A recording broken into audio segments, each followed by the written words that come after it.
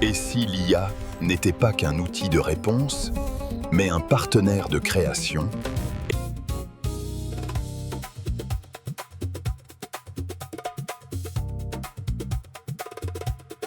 À l'association Méditeria, on utilise des intelligences artificielles comme Mistral pour inventer, composer et visualiser des univers entiers. Aujourd'hui, on vous montre comment on interagit avec la IA et les limites qu'on rencontre.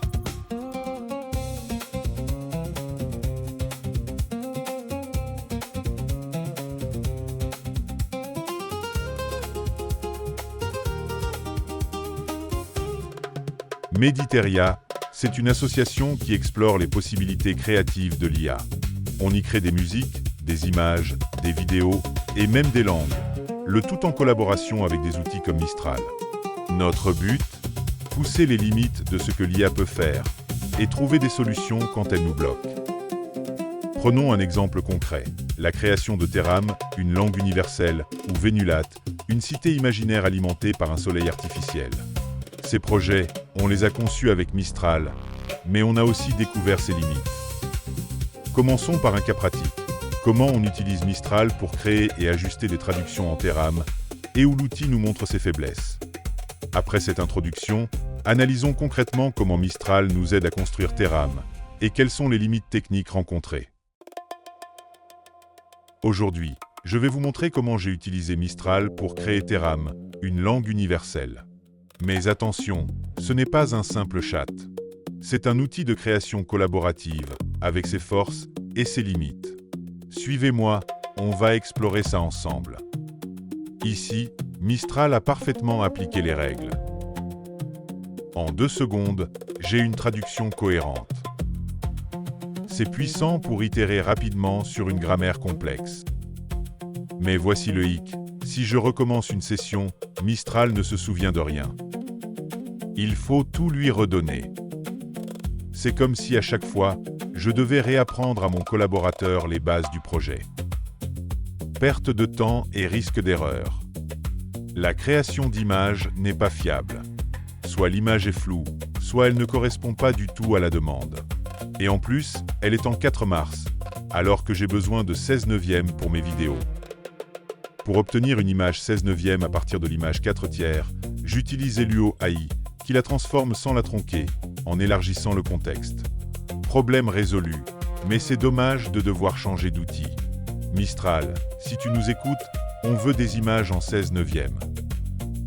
Parfois, Mistral me surprend.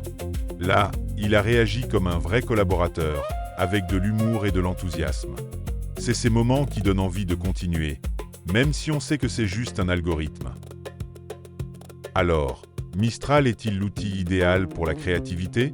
Oui, mais il est puissant, mais imparfait. À nous de partager nos astuces et de pousser pour des améliorations. Rejoignez-nous sur meditria.org pour contribuer à une IA vraiment collaborative.